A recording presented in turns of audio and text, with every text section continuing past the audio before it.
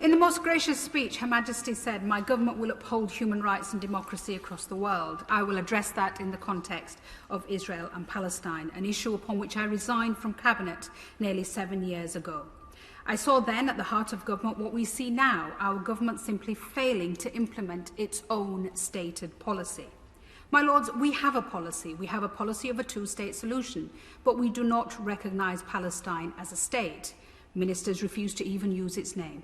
We have a policy of a peace process, but we have no appetite to initiate or prioritise one.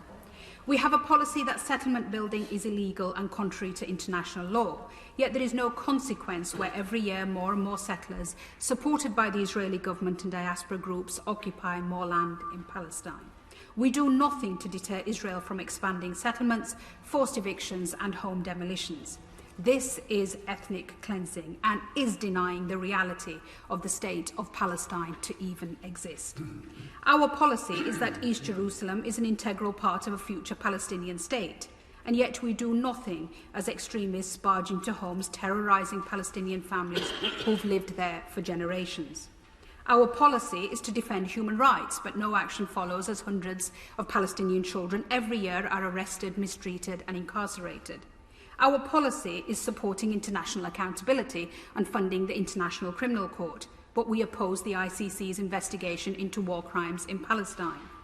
Each time, my Lords, we fail to implement our own policy, we send out the message to an ever-extremist right-wing Israeli government that there will be no cost or consequences for its treatment of the Palestinians. This total impunity is feeding Israel's prolific rise in far-right extremism, leaving a society fighting for its very soul. My Lords, often when we look at periods in history that were so overwhelmingly unjust, so clearly unfair, and where in retrospect we see appalling human rights abuses and cruelty, the way we rationalise the lack of action at the time is by saying we would have done more if only we knew then what we know now. So I want to put on record what we know now, so that there can be no doubt in future generations that we knew. We know about the dispossessions in Sheikh Jarrah, about the chants of death to Arabs in Jerusalem, about the attacks on worshippers in Al-Aqsa, about the attacks outside the Church of the Holy Sepulchre. We know in the West Bank, Palestinians and Israeli settlers live side by side, the former legally but under military law without the most basic of utilities, the latter 630,000 strong and growing, illegally present yet governed by civilian law and living in relative luxury. Two peoples in the same land, but with differing legal systems and even separate roads to the same place. So we know, my Lords, as documented by Human Rights Watch, that the threshold has passed for the international war crime of apartheid and persecution. We know generations have existed under a blockade, never left Gaza, an area the size of the Isle of Wight, and drink water that the World Health Organization says is not even fit for animals. We know that mid-pandemic, Gaza's only coronavirus testing lab was damaged because of Israeli army bombing. We know of the deliberate targeting of journalists, including the bombing of the AP building, whereas US Secretary of State Blinken said there was no evidence of Hamas operations. We know that a female journalist who's worked for Channel 4 was attacked and had her hijab ripped off by Israeli soldiers.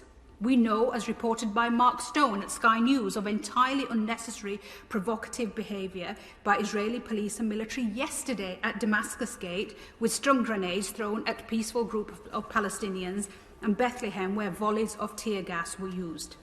We know from Amnesty International of the rising death toll in Gaza, entire families wiped out in attacks that will be tried as war crimes. We know from the UN the mounting destruction by Israeli strikes on homes, hospitals, libraries and charities.